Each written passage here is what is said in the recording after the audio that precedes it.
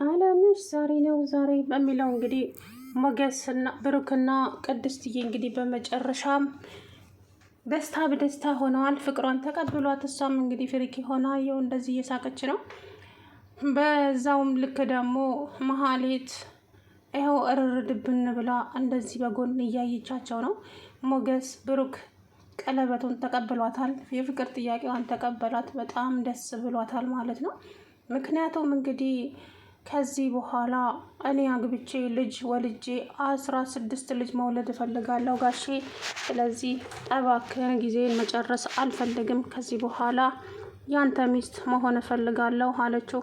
ከዛ እሱም በደስታ እሺ ችግር የለውም እኔም ስመኛው ይህን ነበረ እንዴ እያለ እሱም ደግሞ በውስጡ እያወራ ነበረ ሞገስ ብሩክ። ከዛ በኋላ ጋሼ ምን እያልክ ነው ስትለው አወራው እንዴ ይቅርታ የሆነ ነገር እኮ እያልኩ ነበረ።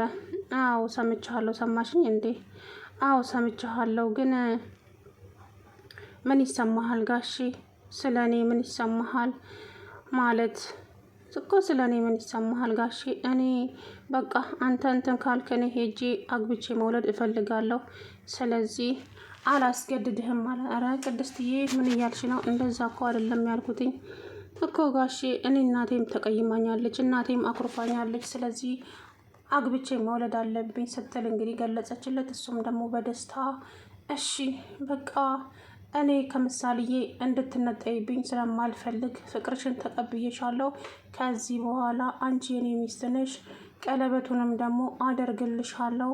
ምሳሌም እንደ ልጅሽም እንደ እህትሽም ከዚህ በኋላ በደስታ አብራቸው እንድትኖሩ እፈልጋለሁ። ዋነኛው ህልሜ ምሳሌዬ ታክማ መዳን ነበረ። እሷ አድናልኛለች፣ ፈጣሪ ይመስገን። አንቺን የመሰለች ሴት ደግሞ በህይወቴ ውስጥ ስላገኘው በጣም ደስተኛ ነኝ።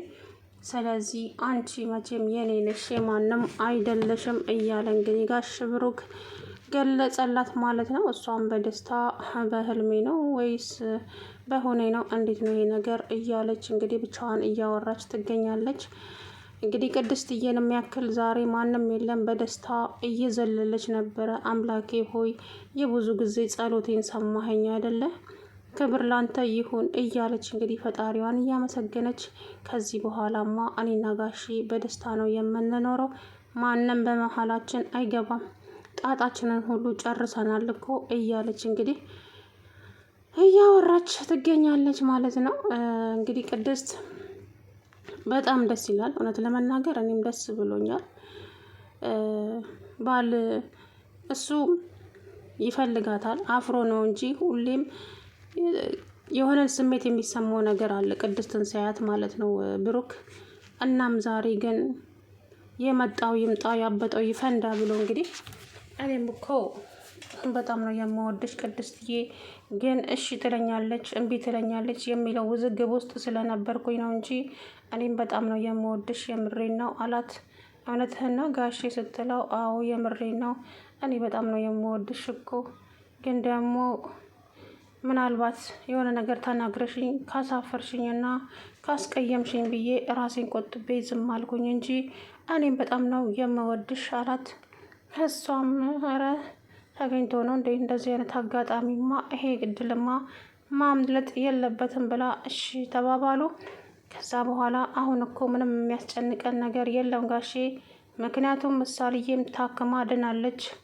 ስለዚህ እኔና አንተም ደግሞ የራሳችንን ህይወት መኖር እንጀምራለን አለችው። እሱም በደስታ እንዴታ እኔም የምፈልገው እኮ ይሄንን ነበረ ቅድስት፣ እውነት እንዳንቺ አይነት ሰው ደግሞ በህይወቴ ውስጥ ስላለ በጣም ደስተኛ ነኝ።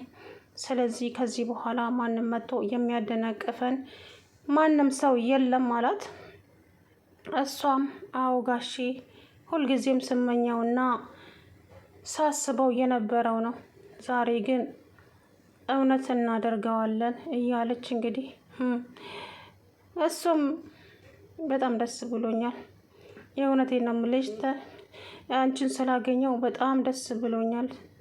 እንዳንቺ አይነት ሰው መቼም አላገኝም። ስለዚህ ከዚህ በኋላ አንቺም የኔ ነሽ እኔም ያንቺ ነኝ አላት።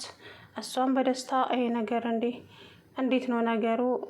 አመረረ እንዴ ጋሼ እያለች ለነገሩ እኔም የምፈልገው ይሄን አልነበረም እንዴ?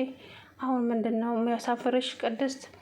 ቆፍጠን ብለሽ አሁን ከጋሼ ጋራ መሆን አለብሽ እያለች እንግዲህ ብቻዋን ራሷን እያሳመነች ከዛ በኋላ አቶ ብሩክም በጣም ተደሰተ። አምላኬ ሆይ ይችን ልጅ ወደ ህይወቴ ስላመጣህልኝ በጣም አመሰግንሃለሁ። ክብር ላንተ ይሁን ጌታዬ። ምክንያቱም እንደሷ አይነት ሰው መቼም አላገኝም በህይወቴ፣ እንደ ቅድስት አይነት ሰው አላገኝም። ያችን ከይሲ ከህይወቴ ውስጥ ያስወጣልኝ አምላክ ክብሩን አንተ ውሰድ እያለ እንግዲህ ከፈጣሪውን እያመሰገነ ሞገስ ብሩክ። ከዛ በኋላ እሷም በደስታ አፍ ለአፍ ገጥመው እንግዲህ ብሩክና ቅድስት ዳጣዬ ስትንቀለቀል መጣችባቸው እንጂ እነሱ ሌላ ዓለም ውስጥ ነበሩ። እንግዲህ ምንም ማድረግ አይቻልም፣ አቋረጠቻቸው። አጃይብ ብቻ። ከዛ በኋላ ብሩክ አቀርቅሮ ዝም አለ፣ ደንግጦ ማለት ነው። ምክንያቱም እንግዲህ ያስደነግጣል። እንዴ አጉል ሰዓት መጣሁባቸው እንዴ? በቃ ይቅርታ አድርጎልኝ ምናምን አለች። ቁጭ በይ፣ እኔ እኮ የሆነ ዳጣን የሚመስል ሰውዬ እሱን አይቼ ነው ስበር የመጣሁት። ፈጣሪ ሆይ እንዴት እንደሚያስፈራ። ከዛ ከኋላዬ እንዴ ምን ሆነሽ ነው ምናምን አለኝ። ሳየው እሱ አይደለም። ፈጣሪ እንደ ዛሬ ደንግጬ አላቅም ጋሼ ብታይ። አንቺ ልጅ ቆይ ምን ይሻልሻል? ሁሉም ነገር አትደንግጬ አላልኩሽም እንዴ? ተይ እንጂ ዳጣ ቆፍጠን በይ እንጂ። አይ ጋሼ አንተ እኮ ስላላየ ሆነው እንዴት እንደሚያስፈራ ልጁ ብታየው አለችው። እንዴት የሚያስፈራ? እኔ ያለው ማንም አይነካሽም ብዬሽ የለ እንዴ? ከዚህ በኋላ ግን አንድን ሰው ሌላ ማንንም እንዳትፈሪ አላት። እሷም ደግሞ እሺ ጋሼ እስቲ እንግዲህ አያለው እያለች። ሰላም ውድና የተከበራችሁ የቻናሌ ቤተሰቦች እንዴት ናችሁ? ደህና ናችሁ? አይ ለሁ ደህና ነኝ። እንግዲህ ቅድስትና ብሩክ በመጨረሻም ፍቅራቸውን ተገላለጹ ደስ በሚል ሁኔታ። እውነት ደስ ይላል ማለት ነው። ምክንያቱም እሷም ከዚህ ቤት ፍቅሩን ካልተቀበለኝ ውልቅ ብዬ ሄዳለሁ እንጂ እዚህ ቤትማ ሰራተኛ ሆኜ መቆየት አልፈልግም ከዚህ በኋላ። እውነቱን ነግሬው በቃ የመሸበት ሂደር ምን ችግር አለው? ፍቅሯን ደፍራ ተናገረች ቢለኝ ነው፣ አይን አውጣነች ቢለኝ ነው እያለች እንግዲህ ብቻዋን እያወራች ቅድስትዬ። ከዛ በኋላ አቶ ብሩክም ለካ በውስጡ ይፈልጋት ነበር። ነገር ግን ያው ስለሚፈራና ሰራተኛ እንግዲህ ያለ አይደለ አንዳንድ ዝቅ አድርገን የምናስበው ሀሳብ እንደዛ ይሉኛል ብሎ ነበረ የፈራው። ነገር ግን ብሩክ እንዳሰበው ሳይሆን ቅድስት ያሰበችው እሷ በሀሳብ ጭልጥ ብላ ከጋሼማ ማምለጥ የለብኝም፣ ጋሼን የራሴ ማድረግ ነው የምፈልገው። ከዚህ በኋላ መሀሌት የምትባል ሰው ወደዚህ አትመጣም መቼም አይደለ። ስለዚህ አሁን ጋሼን የራሴ ነው የማደርገው። አዎ ቅድስትዬ እንደምንም ብለሽ ብሩክን የራስሽ አድርጊ፣ ከዛ በኋላ ሁሉም ነገር ሰላም ይሆናል እያለች ለራሷ በራሷ መልስ እየሰጠች እዛም ብሩክ እየመጣና ጋሼ ቅድስት ምን ነው እዚህ ብቻሽን ቁጭ አልሽ? አይ ዝም ብዬ ነው ጋሼ። እኔ እምልሽ ባለፈ ጊዜ ላገባ ነው ብለሽ አልነበር እንዴ? ማን ነው እሱ? የምትወጂው ልጅስ ማን ነው ሲላት፣ የምወደው ልጅማ እዚሁ አጠገቤ ነው ያለው ጋሼ። ግን ምን ዋጋ አለው? ፍቅሬን አልገለጽኩለትም እንጂ። ታዲያ ንገሪዋ፣ ምን ችግር አለው? አጠገብሽ ከሆነ እኮ መናገር ነው። እውነት በልስቲ ጋሼ። አዎ የምሬን ነው። እንደዚህ ስናመነታ ብዙ ነገሮች ያመልጡናል። ስለዚህ ቶሎ ብለሽ ፍቅርሽን መናገር አለብሽ አላት። እሷም እሺ ጋሼ በቃ እኔም እኮ የምፈልገው ይሄን ነው። ግን ልጁ ማን ነው? እሱ የት ነው? ወዴት ነው?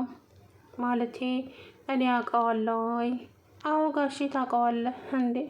ታውቀዋለህ እንጂ እዚሁ አጠገቤ እኮ ነው ያለው ስትለው እሱ መጠርጠር ጀመረና እኮ ማን ነው እሱ ስል ጋሼ እንዴት ብዬ እንደምነግርህ አላውቅም። እንደገና ደግሞ የፈለከውን በለኝ፣ ብቻ ፈጣጣ ነሽ። የፈለከውን በለኝ፣ ግን እኔ የማፈቅረው አንተን ነው። እኔ አንተን አግብቼ መኖር ነው የምፈልገው ጋሼ። ከአንተም ሌላ ሰው አልፈልግም ስትለው ምን አላት?